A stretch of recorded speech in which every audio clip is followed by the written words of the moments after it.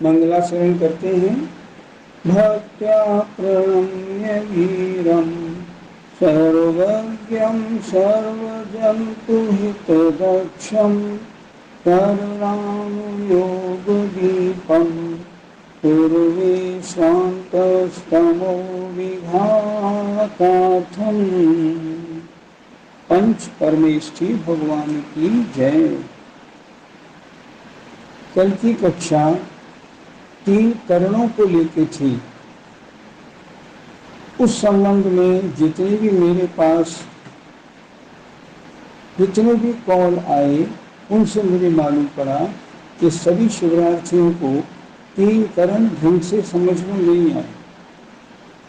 मैं आपसे फिर कह रहा हूँ, किताब में जो परिभाषा दी है उसमें उलझिए मत।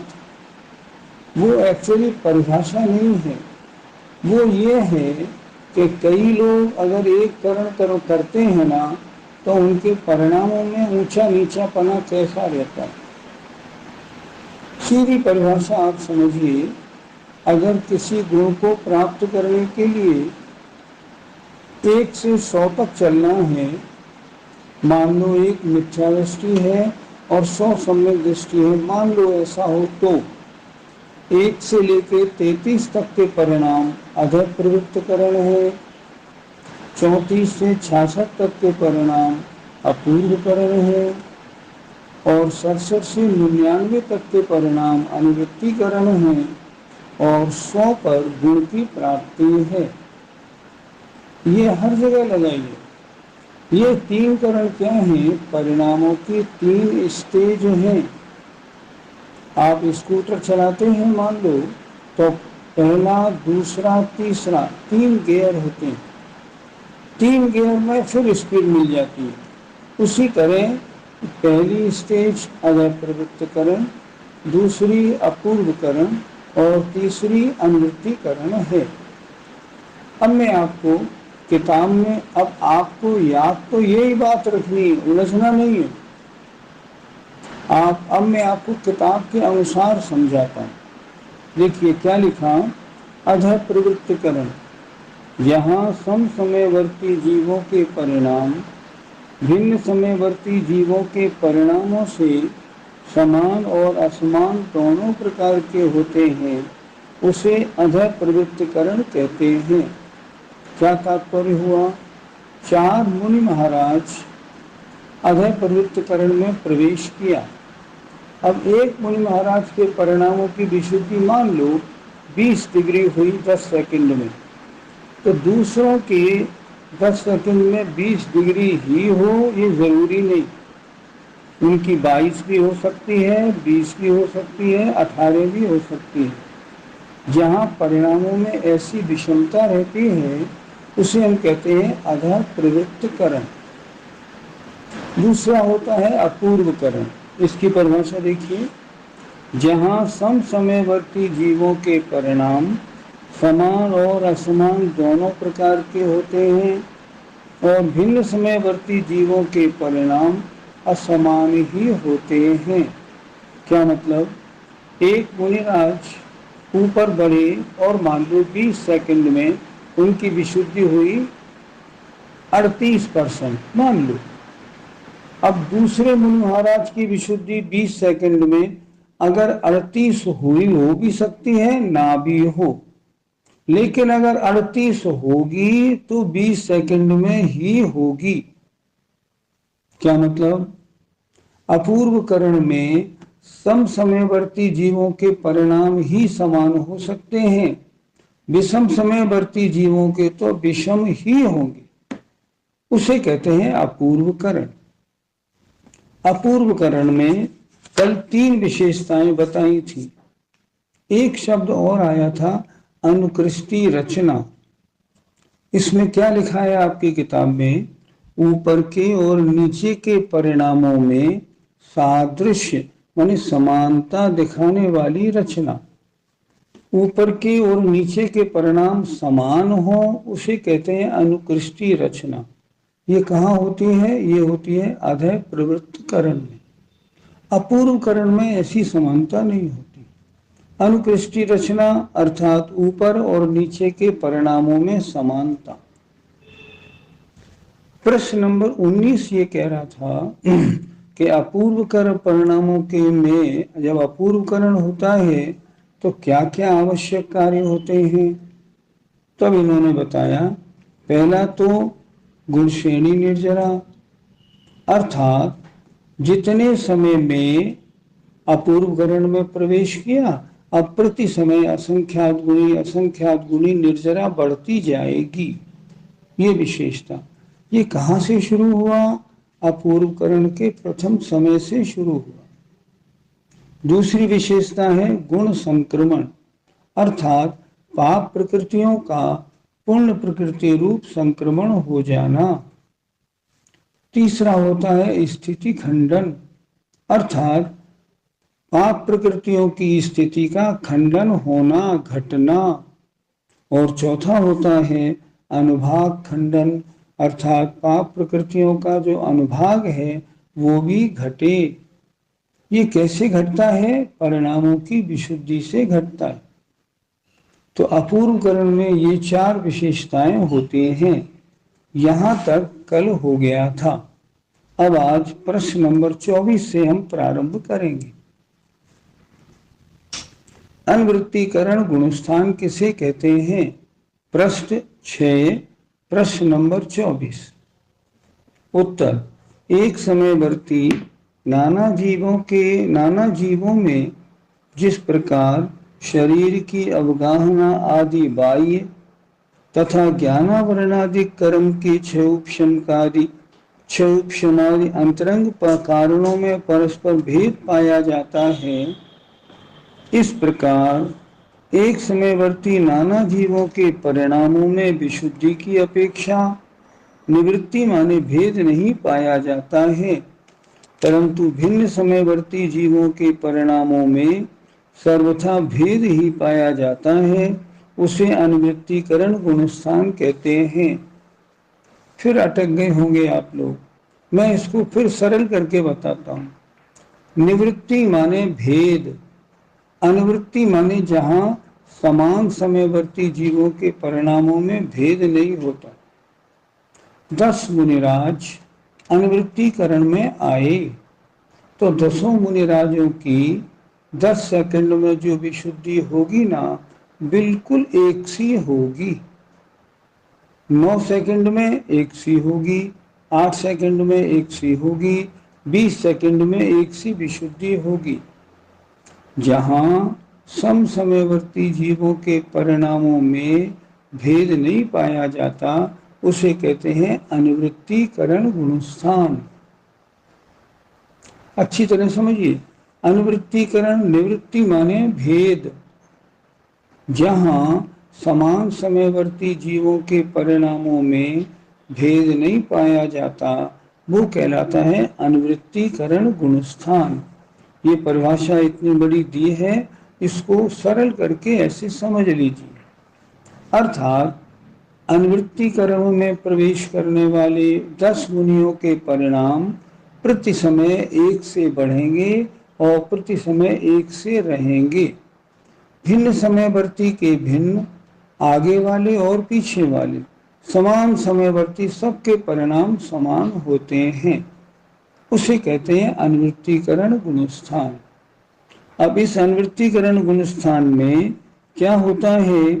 परिणाम और विशुद्धि की ओर बढ़े, और लिखा है इन तीनों करणों का काल उत्तरोत्तर कम होता है और परिणामों की संख्या उत्तरोत्तर अधिक होती है।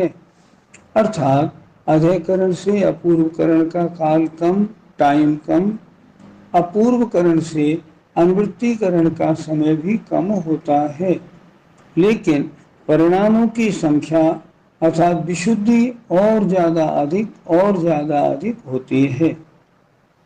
ये 9वां गुणस्थान हुआ। अब आइए 10वां गुणस्थान सूक्ष्म सांपराय।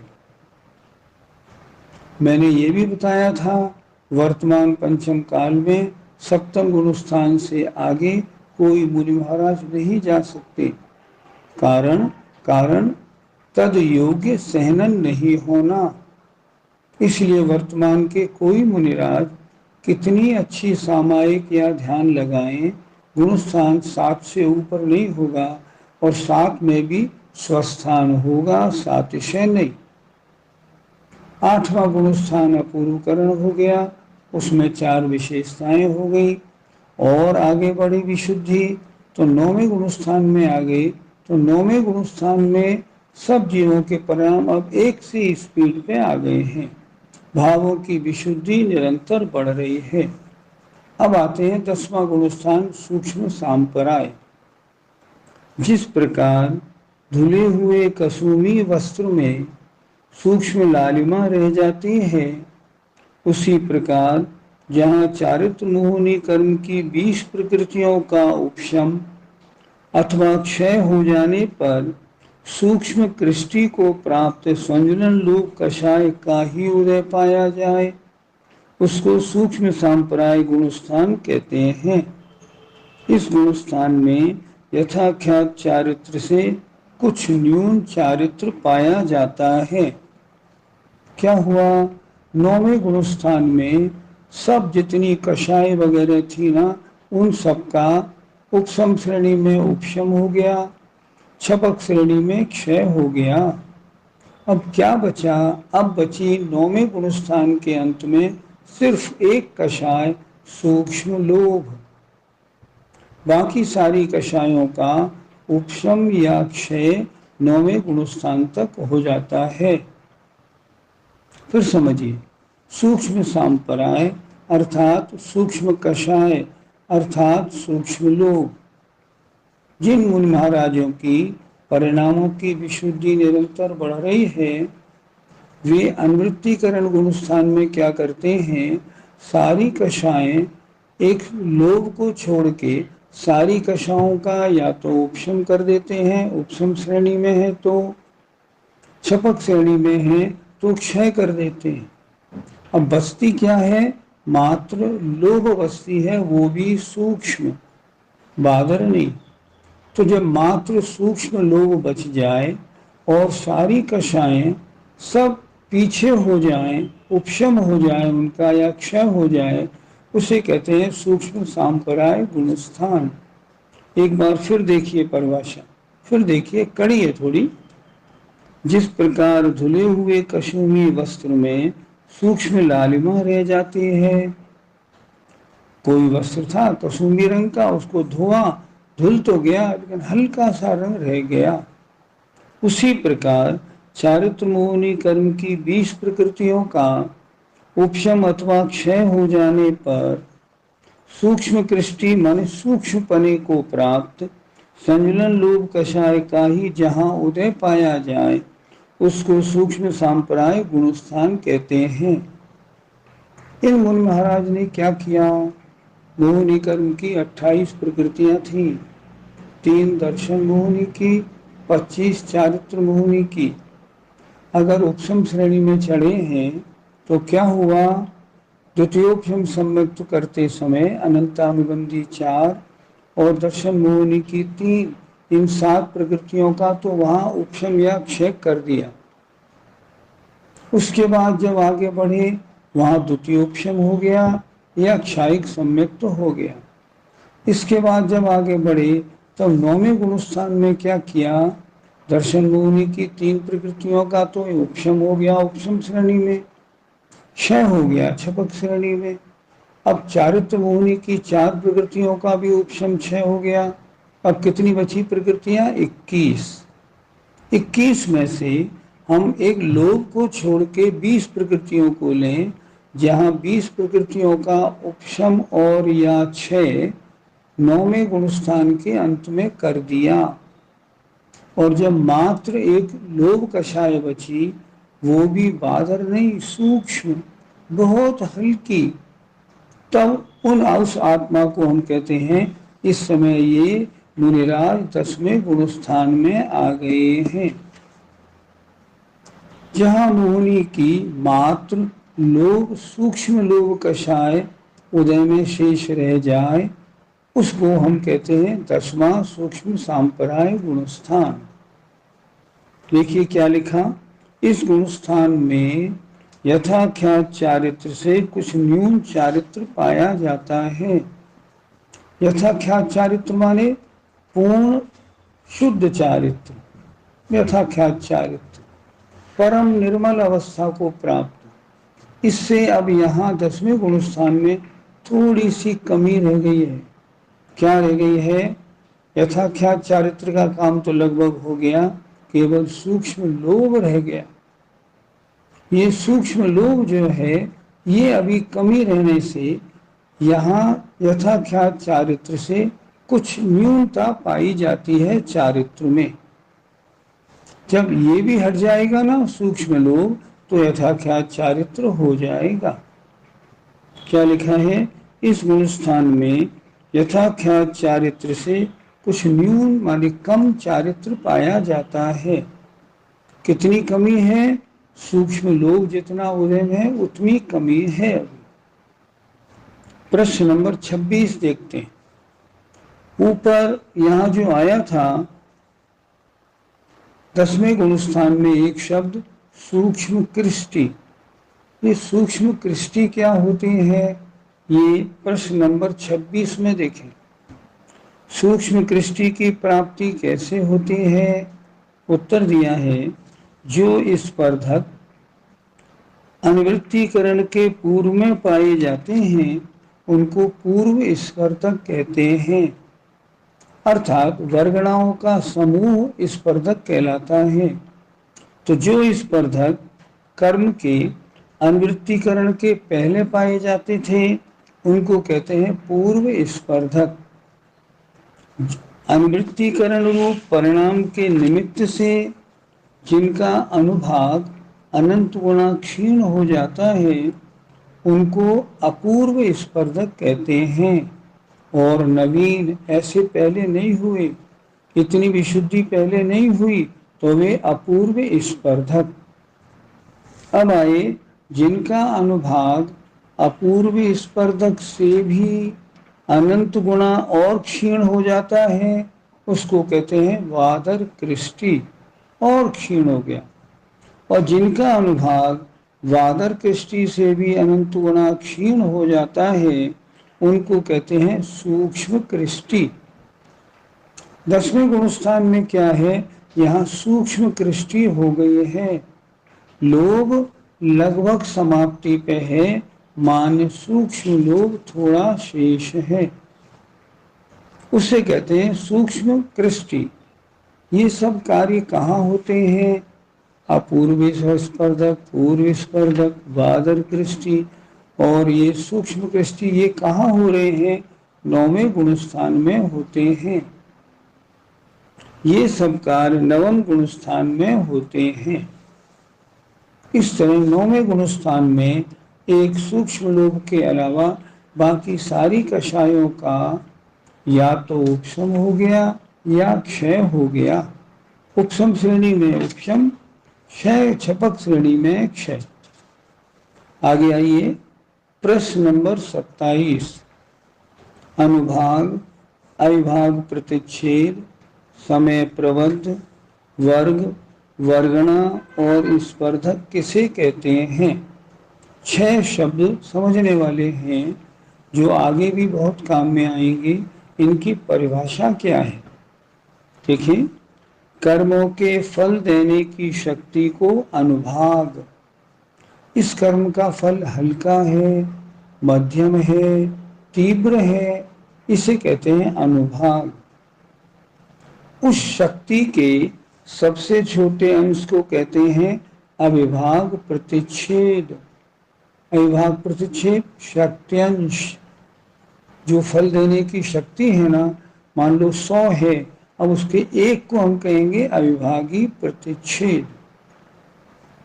तीसरा, संसारावस्था में प्रति समय बंधने वाले कर्म या नुकर्म के समस्त परमाणुओं के समूह को समय प्रबद्ध कहते हैं।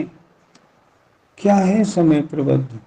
हम सभी संसारी जीवों के हमारे प्रति समय जितने कर्म और जितने नो कर्म आत्मा के साथ बंधते हैं, उनकी जो गिनती है उसे कहते हैं समय प्रबद्ध। शब्द देखिए, समय प्रबद्ध माने एक समय में बंधने वाले कर्म और नोकर्म परमाणुओं की संख्या को समय प्रबद्ध कहते हैं। आगे आ जाएं। विवक्षित समय प्रबद्ध में सबसे कम अनुभाग शक्ति के अंश अर्थात अविभाग प्रतिच्छेद जिस परमाणु में पाए जाते हैं उसे वर्ग कहते हैं। वर्ग माने परमाणु। कौन सा परमाणु? जिसमें अनुभाग शक्ति के अंश अर्थात अविभाग प्रतिच्छेद सबसे कम है उसे कहते हैं वर्ग। वर्ग माने परमाणु। आगे आइए, वर्गणा। समान संख्या वाले अविभाग प्रतिच्छेद जिनमें पाए जाएं उन सब वर्गों के समूह को वर्गणा कहते हैं। 100 वर्ग हैं और उन सब में समान संख्या वाले, मान लीजिए 100 अविभागी प्रतिच्छेद वाले हैं वे वर्ग परमाणु, तो उनके समूह को कहेंगे वर्गणा। एक वर्गणा में जितने वर्ग होते हैं वे सब समान शक्ति वाले होते हैं, तो समान शक्ति वाले वर्गों के समूह को वर्गणा कहते हैं। आगे आए। जिनमें अविभाग प्रतिच्छेदों की समान वृद्धि पाई जाए उन वर्गणाओं के समूह को स्पर्धक कहते हैं। बहुत सारी वर्गणा बनी। अब जो वर्गणाएं जिनमें शक्ति अंश की वृद्धि, शक्ति की वृद्धि समान है उनके समूह को हम कहेंगे स्पर्धक। पहले वर्ग माने परमाणु, वर्गों के समूह का नाम वर्गणा, वर्गणा के समूह का नाम स्पर्धक। अच्छी तरह समझिए, जरा भी चिंता मत करिए, परेशान मत होइए। वर्ग माने परमाणु और वर्गणा माने समान अविभागी प्रतिच्छेद वाले वर्गों का समूह, और स्पर्धक माने समान वृद्धि वाले जो वर्गणाएं हैं उनके समूह को स्पर्धक कहते हैं। इस तरह 6 शब्दों की यहाँ पर ये परिभाषा हुई। अब गुणस्थान में हम कहाँ तक आ गए थे?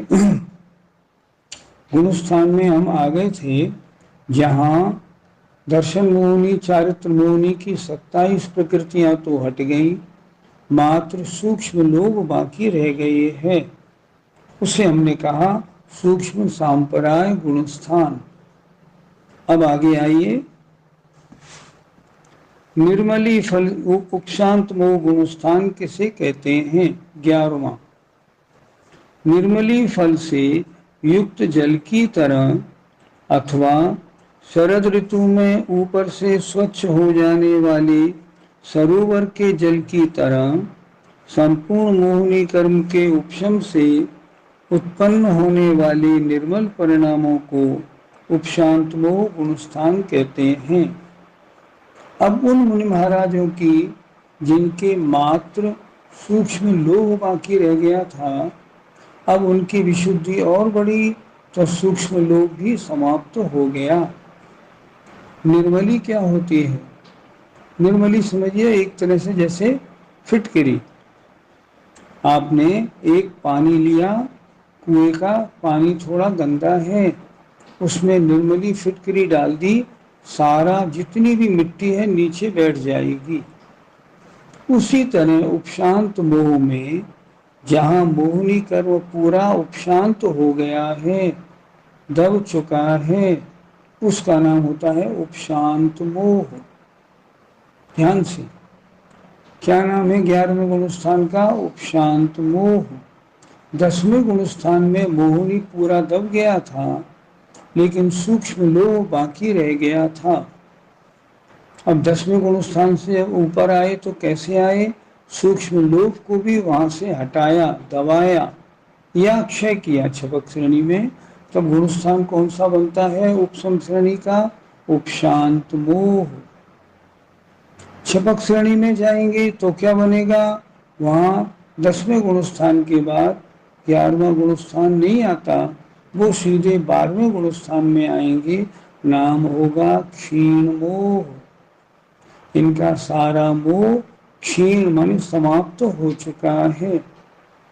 यहाँ 11वें गुणस्थान में तो जिस तरह निर्मली डालने से पानी की सारी मिट्टी नीचे बैठ गई, पानी बिल्कुल साफ हो गया, उस तरह सारे मोहनी कर्म के दब जाने उपशम श्रेणी है।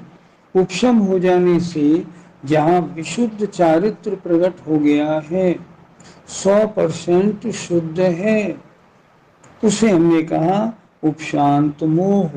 एक बार फिर पढ़ते हैं। निर्मली फल से युक्त जल की तरह जिस पानी में निर्मली डाल दी है, अथवा शरद ऋतु में ऊपर से स्वच्छ होने वाले सरोवर के जल की तरह, तालाब सर्दी के मौसम में कैसा होता है? पानी बिल्कुल साफ, उसकी कीचड़ सब नीचे बैठ जाती है। उसी तरह संपूर्ण मोहनी कर्म के उपशम से, सारे मोहनी कर्म के दब जाने से होने वाले निर्मल परिणामों को उपशांत मोह कहते, गुणस्थान कहते हैं।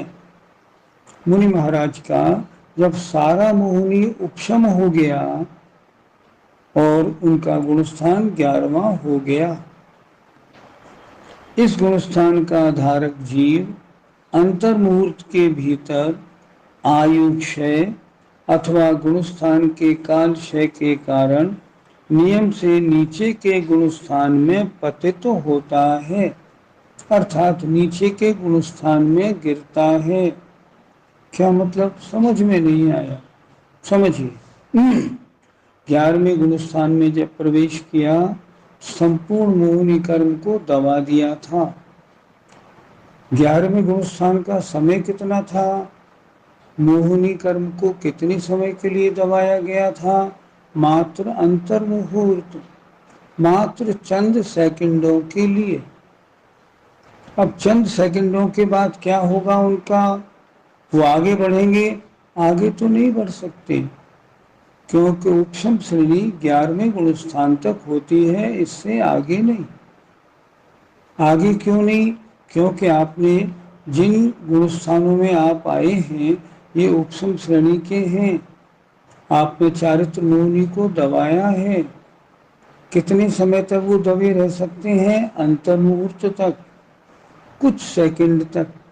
उसके बाद क्या होगा? उसके बाद वो उदय में आएंगे ही आएंगे। 11वें गुणस्थान से ऊपर जाने का रास्ता बंद। उपशम श्रेणी में रास्ता नहीं मिलता, छपक श्रेणी में तो रास्ता मिलता है। तो 11वें गुणस्थान में जब आए हैं, संपूर्ण मोहनी का उपशम करके उपशांत मोह हो गया है। अब उसका काल है चंद सेकंड। अब क्या होगा? या तो उपशांत मोह का काल समाप्त होने से नीचे आएंगे, या अगर उनका वहाँ आयु समाप्त हो जाए, तब आयु समाप्त होने के बाद 11वें गुणस्थान से देव पर्याय में जाएंगे, सीधे चौथे गुणस्थान में आ जाएंगे। तो क्या उपशम, ये उपशांत मोह वाले हर मुनिराज नीचे उतरते ही उतरते हैं? हाँ, उतरते ही हैं। उपशम श्रेणी में 8, 9, 10, 11, 4 गुणस्थान होते हैं। 11 के बाद उपशम वाले आगे नहीं बढ़ सकते। आगे बढ़ेंगे तो दबी हुई कषाएं वो उदय में आ जाएंगी, तो बढ़ेंगे कैसे? नहीं बढ़ सकते। इसलिए 11वें गुणस्थान से या तो उपशम का काल समाप्त होने पर नीचे उतरते हैं, और अगर 11वें गुणस्थान में आयु समाप्त हो गई, तब सीधे चौथे गुणस्थान में आते हैं, देव पर्याय में। विग्रह गति में जाते हैं तो पहले समय में चौथा गुणस्थान बन जाता है। इसलिए यहाँ क्या होगा?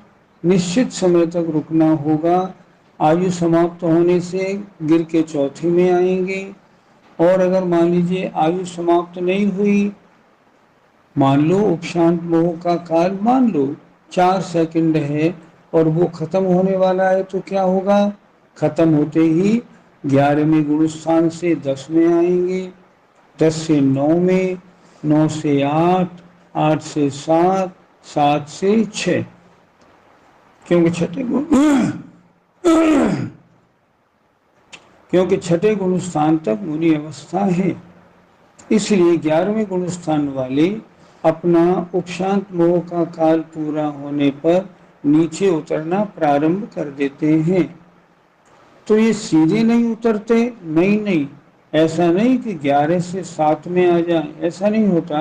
11 से 10, 9, 8, 7, 6 यहाँ तक गिरते, इसको कहते हैं उपशांत मोह गुणस्थान। फिर जरा देखिए, इस गुणस्थान का धारक जीव अंतर मुहूर्त के भीतर कुछ सेकंड में ही आयु क्षय, आयु समाप्त हो जाने, अथवा जितना 11वें गुणस्थान का काल है उसके क्षय के कारण नियम से नीचे के गुणस्थान में पतित माने गिरता है। नियम, बस समय खत्म हुआ 11वें गुणस्थान का, 10 में आए, फिर 10 से 9, 8, 7, 6 तक गिरते ही गिरते। इसके आगे क्या होता है? जैसे परिणाम वैसा गुणस्थान। अब छठे गुणस्थान में मुनिराज उतर आए और परिणाम मान लो हो गया अविरत सम्यक दृष्टि के लायक, तो छठे से चौथे में आ जाएंगे। अगर मान लो मिथ्यात्व का उदय आ जाए तो छठे से पहले गुणस्थान में आ जाएंगे। लेकिन यहाँ 11वें गुणस्थान से तो नीचे गिरते ही गिरते हैं। आगे आए, अब गुणस्थान 12वां क्षीण मोह गुणस्थान। उसमें शब्द था उपशांत मोह गुणस्थान 11वां, जहां मोहनी पूरी की पूरी उपशमित दब चुकी हो। उपशांत मोह, मोह के उपशांत पूरे दब जाने पर जो गुणस्थान होता है, उपशांत मोह 11वां गुणस्थान। इस गुणस्थान का नाम है क्षीण मोह, अर्थात जहां संपूर्ण मोहनी कर्म के क्षीण, क्षय या नष्ट हो जाने पर जो गुणस्थान होता है। क्षीण मोह गुणस्थान में जो मुनि महाराज आगे बढ़े थे वो मोहनी कर्म को क्षय करते हुए आगे बढ़े थे। 10वें गुणस्थान में उनके भी सूक्ष्म लोक शेष रह गया था, बाकी पूरे मोहनी का वो क्षय कर चुके थे। अब 10वें गुणस्थान के ऊपर बढ़े तब सूक्ष्म लोक का भी नाश कर दिया। संपूर्ण मोहनी का क्या हुआ? संपूर्ण मोहनी का क्षय हो गया। गुणस्थान कौन सा बना? 12वां। 12वें गुणस्थान का नाम क्षीण मोह। जिन मुनिराज ने मोहनी कर्म पूरा का पूरा क्षीण माने नष्ट कर दिया हो, उनका गुणस्थान 12वां होता है। अगर आप नाम से परिभाषा बनाने लगेंगे ना तो ज्ञानी बन जाएंगे। उपशांत मोह, जहां मोहनी को दबा दिया गया हो। क्षीण मोह, जहां मोहनी का क्षीण माने क्षय हो गया हो। ऐसे देखिए परिभाषा, क्षीण मोह गुणस्थान किसे कहते हैं? मोहनी कर्म का सर्वथा क्षय हो जाने से, सर्वथा माने संपूर्णतया, संपूर्णतया माने 100% कंप्लीटली। मोहनी कर्म जहाँ संपूर्ण क्षय हो गया हो और उससे जहाँ आत्मा के परिणाम स्फटिक मणि के स्वच्छ पात्र में रखे हुए जल के समान निर्मल होते हैं। आत्मा के परिणामों में से मोहनी कर्म हट गया, परिणामों में एकदम निर्मलता बन गई, उसे कहते हैं क्षीण मोह गुणस्थान कहते हैं। अर्थात संपूर्ण मोहनी कर्म के क्षय हो जाने से जहाँ आत्म परिणामों में अत्यंत निर्मलता आई है, उसे कहते हैं क्षीण मोह गुणस्थान। ये गुणस्थान 12वां है। इसके बाद क्या होगा इनका? ये नियम से अरहंत परमेष्टि संयोग केवली बनेंगे। क्या छपक श्रेणी वाले नीचे नहीं गिर सकते? कैसे गिरेंगे? उन्होंने तो नीचे गिराने वाले जो कर्म थे ना, उन सबको नष्ट कर दिया। उपसम श्रेणी वाले मुनिराज के तो जो नीचे गिराने वाले परिणाम थे वो दबाए गए थे, दबे थे। और दबना होता है कुछ समय के लिए, मान लो 6 सेकंड के लिए दबे। अब 6 सेकंड बाद तो उदय में आएंगे, तो वो नीचे गिरेंगे। उपसम श्रेणी वाले, छपक श्रेणी वाले, उन्होंने तो सारे कर्मों का नाश कर दिया। 10वें गुणस्थान के अंत में जब मोहिनी कर्म नष्ट हो गया, तब 12वें में आए। अब नीचे गिरने का क्या काम? नीचे अब उन्हें कौन सा कर्म गिराएगा? मोहिनी, मोहिनी तो स्वयं समाप्त हो चुका, अब गिराने का काम नहीं। छपक श्रेणी वाले कभी पीछे नहीं लौटते, क्योंकि पीछे लौटाने वाले कर्मों का नाश करते हुए आगे बढ़े हैं, इस कारण। आगे देखिए प्रश्न नंबर 30, संयोग केवली गुणस्थान किसे कहते हैं? 13वां गुणस्थान संयोग केवली और 14वां गुणस्थान अयोग केवली। मैं आपको फिर बता दूं, हमने जो 14 गुणस्थान की चर्चा की थी, बताया था पहले 4 गुणस्थानों में सम्यक्त या मिथ्यात्व को लेकर चर्चा है। 5 में से 12वें गुणस्थान तक चारित्र मोहिनी के अनुसार चर्चा है, और 13 और 14वें गुणस्थान में दर्शन मोहिनी, चारित्र मोहिनी पूरी समाप्त, तो योग को लेकर चर्चा की गई है। नाम क्या रखा? संयोग केवली। अर्थात 12वें गुणस्थान के अंत में क्या हुआ? 12वें गुणस्थान के अंत में मोहिनी कर्म का नाश तो हो ही गया था 10वें के अंत में। अब 12वें गुणस्थान में क्या किया? 12वें गुणस्थान में जो शेष 3 घातिया कर्म और थे, ज्ञानावरणी, दर्शनावरणी और अंतराय, इन तीनों का भी नाश कर दिया। इन 3 कर्मों का नाश कब होता है? 12वें गुणस्थान के अंतिम समय में होता है।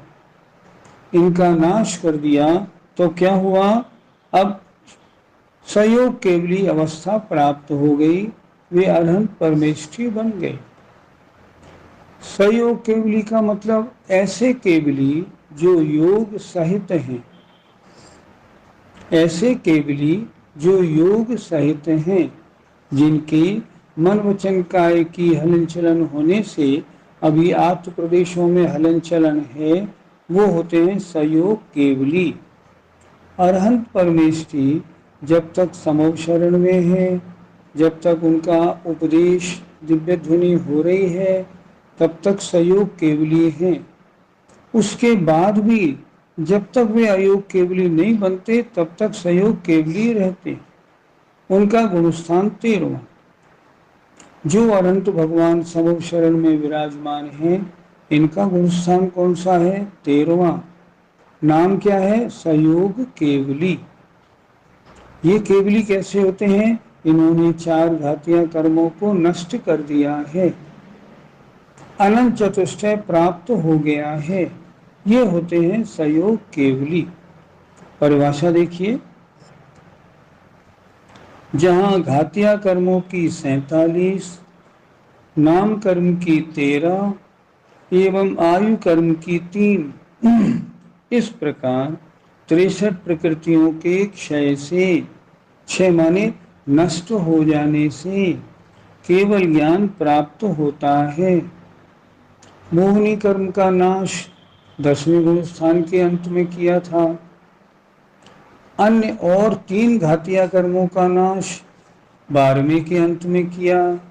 अब क्या हुआ? चारों घातिया कर्म नष्ट हो गए, और तथा योग सहित प्रवृत्ति होती है, उसे संयोग केवली गुणस्थान कहते हैं। प्रश्न: हम पूजा में तो रोज बोलते हैं कर्मन की 63 प्रकृति नाश, कर्मों की 63 प्रकृतियों का नाश करने वाले, जीते अष्टादश दोष राशि, जिन्होंने अष्टादश माने 18 दोषों की राशि को जीत लिया हो, अर्थात कर्मों की 63 प्रकृतियों का भी नाश किया और जो 18 दोष हैं उनका भी जिन्होंने नाश कर दिया, ऐसे अरहंत भगवान होते हैं। कभी आपने ये सोचा कि ये 63 प्रकृतियां कौन सी होती हैं? नहीं सोचा। हमने बोला तो खूब, कर्मन की 63 प्रकृति नाश, लेकिन कभी सोचा नहीं कि 63 प्रकृतियों का नाश किन किन प्रकृतियों का हुआ। और सोचे भी क्यों? करणानुयोग पढ़ा होता तब तो ये मालूम पड़ती कि किस गुण स्थान में कितनी प्रकृतियों का नाश होता है। करणानुयोग पढ़ा नहीं, पूजा करना सीख लिया, पूजा तो मन से करते। तो आइए आज कॉपी में इस बात को लिख लीजिए कि अरहंत भगवान के 63 प्रकृतियों का नाश किन किन प्रकृतियों का नाश होता है। लिखिए, कॉपी में लिखिए। पहली घातिया कर्मों की 47 लिखें। ज्ञानावरण कर्म की 5, दर्शनावरण कर्म की 9, मोहनी कर्म की 28 और अंतराय कर्म की 5। कुल कितनी हो गई? ये हो गई 47 प्रकृतियां। घातिया कर्मों की 47 और नाम कर्म की 13। 13 कौन कौन सी? नोट कर लीजिए। नरक गति, नरक गत्यानुपूर्वी, नोट करिए।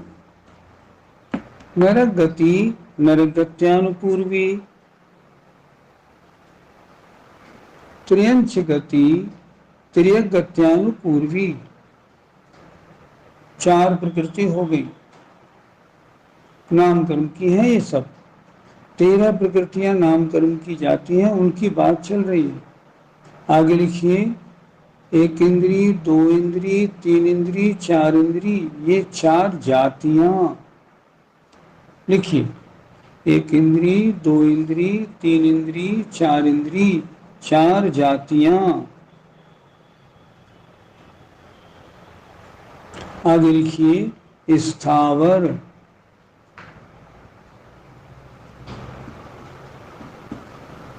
अब चलिए सूक्ष्म, आतप, उद्योत और साधारण। गिन लीजिए। 13 हो गई ना? नहीं हुई हो तो फिर देखिए।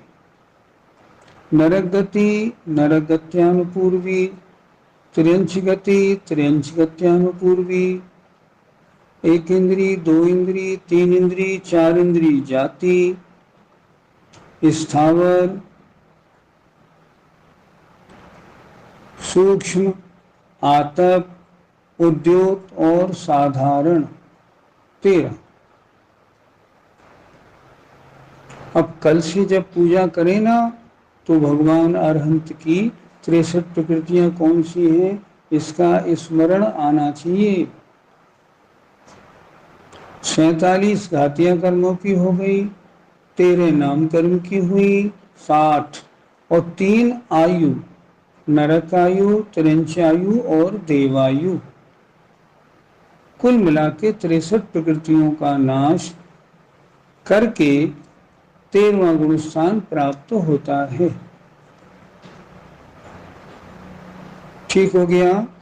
अभी भी कोई बात समझ में नहीं आई हो तो मुझसे शंका समाधान कल दोपहर 1:30 से और 4 तक करें। आगे क्या लिखा देखिए। इसे एक बार फिर देखते। जहां घातिया कर्मों की 47, नाम कर्म की 13 एवं आयु कर्म की 3, इस प्रकार 63 प्रकृतियों के क्षय से केवल ज्ञान प्राप्त होता है तथा योग सहित प्रवृत्ति होती है, अर्थात मन वचन काय की हलन चलन रहती है, उसे सयोग केवली गुणस्थान कहते हैं। इस गुणस्थान में आत्मा अनंत चतुष्टय 4 घातीय कर्मों को नाश किया। अनंत चतुष्टय देखिए, ज्ञानावरणी नाश हुआ, अनंत ज्ञान। दर्शनावरणी नाश हुआ, अनंत दर्शन। मोहिनी का नाश हुआ, अनंत सुख। और अंतराय के नाश होने से अनंत वीर। 4 अनंत चतुष्टय प्रकट हो गए अरहंत भगवान के। एवं नव केवल लब्धि से युक्त होता है। केवल लब्धि माने क्षायिक लब्धियां। ये 9 कैसी होती हैं, ये भी देख ले जरा। ज्ञानावरणी के नाश होने से क्षायिक ज्ञान। दर्शनावरणी नाश हुआ, क्षायिक दर्शन। दर्शन मोही के नाश होने से क्षायिक सम्यक्त।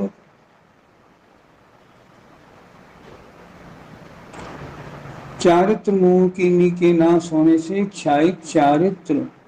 ये क्षायिक केवल लब्धियां हैं। और 5 अंतराय के नाश होने से क्षायिक दान, लाभ, भोग, उपभोग और वीर्य। हम बोलते हैं नव केवल लब्धि रमा धरंत। हे भगवान, आप 9 केवल लब्धि या क्षायिक लब्धि रूप लक्ष्मी के धारण करने वाले हैं। सकल ज्ञाय की स्तुति में ये पंक्ति आती है, नव केवल लब्धि रमा धरंत। वो ये 9 क्षायिक लब्धियां हैं।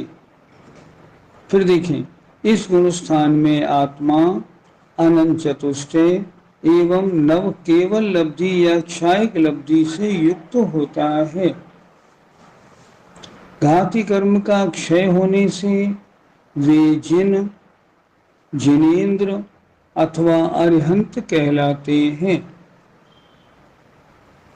आत्मा के असली शत्रु हैं घातिया कर्म, और इनको नष्ट हो गए तो अरिहंत, जिन्होंने संपूर्ण शत्रुओं को, घातिया कर्मों को नाश कर दिया, वे अरिहंत भगवान हैं। तीर्थंकर अरहंत के समव शरण की रचना होती है। तीर्थंकर अरहंत के तो समव शरण बनता है। तो सामान्य केवली का क्या होता है, उनकी गंधकुटी की रचना देवलोक करते हैं। उसमें क्या उनका उपदेश होता है? हाँ, उपदेश होता है। दिव्य ध्वनि तो तीर्थंकरों की होती है, सामान्य केवलियों का उपदेश होता है। इस तरह 13वां गुणस्थान हुआ। एक गुणस्थान और कर लेते हैं आज, तो 14 गुणस्थान आज पूरे हो जाएंगे। आइए, प्रश्न नंबर 31, अयोग केवली गुणस्थान किसे कहते हैं? नाम देखिए, अयोग केवली, जो केवली तो हों पर जिनके योग माने मन वचन काय की हलन चलन के कारण आत्म प्रदेशों में परिस्पंदन न हो रहा हो, वे अयोग केवली 14वें गुणस्थान वर्ती हैं। ये अरहंत भगवान 14वें गुणस्थान में कब आते हैं? बस आयु के अंत होने से कुछ समय पूर्व 14वें गुणस्थान में आते हैं। 1 सेकंड से कम समय इसमें लगता होगा, बहुत कम समय। उसे कहते हैं अयोग केवली। परिभाषा देखते हैं, जहां मन वचन और काय इन तीनों योगों का सर्वथा अभाव हो जाता है, और मन वचन काय की हलन चलन से आत्म प्रदेशों के हलन चलन का कोई संबंध नहीं। मन वचन काय में भी हलन चलन नहीं और आत्म प्रदेशों में भी हलन चलन नहीं। उसे अयोग केवली गुणस्थान कहते हैं। इस गुणस्थान का काल आ ई उ रि रि इन 5 लघु स्वर के उच्चारण काल के बराबर है। ये 5 शब्द हुए आ ई उ रि रि, इनको बोलने में जितना समय लगता है उतना समय इस 14वें गुणस्थान का है। इनके बोलने में तो समय ज्यादा भी लग सकता है और कम भी। अगर कोई बोले ना आई उरी लिली तो कम समय लगा, कोई बोले आई उ री लिली तो बहुत समय लगा, और इससे भी कोई धीरे बोले तो और कम समय लगा। तो फिर समय कैसे फिक्स होगा इसका? आचार्य ने एक दिन बताया, एक होते हैं रिद्धिधारी मुनि महाराज जिनको वचन बल रिद्धि होती है। ध्यान से सुनिए, वह वचन बल रिद्धि कैसी होती है कि द्वादशांग के अरबों खरबों श्लोकों को जो अंतर मुहूर्त में बोल लेते हैं। फिर सुनिए, द्वादशांग जिनवाणी है उसमें अरबों खरबों श्लोक हैं।